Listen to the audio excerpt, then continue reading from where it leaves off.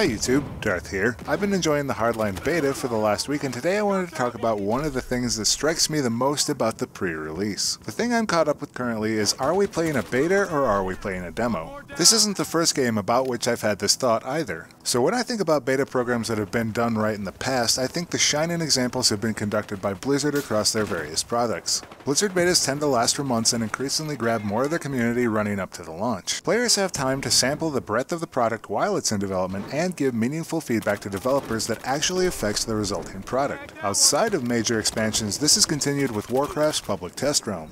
I think the closest equivalent we've had in the Battlefield franchise has been the community test environment for Battlefield 4. Developers try new things and actively seek player feedback while new patches are in development. There's an open interaction with the developers, and they're pretty honest with players. Players can see the progress of development in a transparent way and play with the results long before it makes it out to the community. So let's think about this for a moment. Do we, as players, have a reasonable expectation that our feedback is going to make it into Battlefield Hardline? This seems like a critical purpose for having a beta in the first place. The Visceral developers have definitely been open and available on Twitter and have promised various things are changing in response to player feedback. That part's great, but how much can we expect the development team to do in the few weeks between now and launch while the game is presumably already in console certification?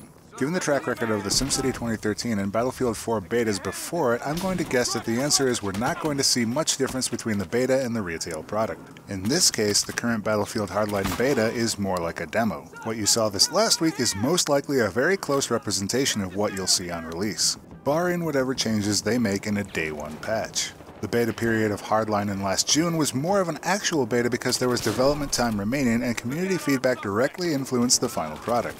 Next, let's think about the amount of content you see in a beta versus a demo. In strong beta programs I've played in the past, typically the players have access to every bit of content that will ship in the final game. This is so that players can give informed feedback on the breadth of a game instead of a tiny slice. A demo, on the other hand, is usually a tiny slice of the game to whet the appetite of gamers to buy the final product. Only enough to interest you as a consumer is given away so that you have a reason to still purchase the game when it comes out.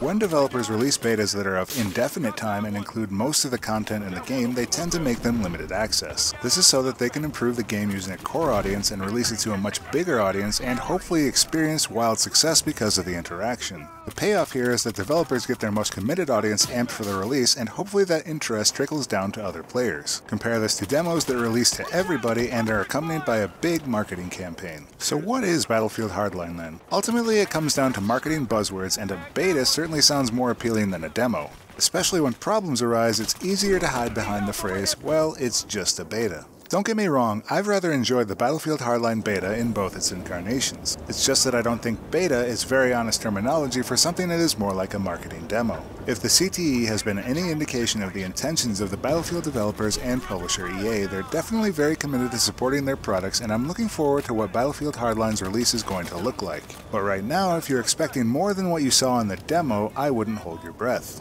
But what do you think? Do you think this was more of a beta or more of a demo? What do you think needs to be addressed from the beta? How do you think betas should be run in the future? I'd love to hear what you think, so be sure to let me know in the comments below. That's it for this video, but if you're new around here, be sure to check out my channel and please consider subscribing. As always, thanks for watching, and I'll see you next time, YouTube.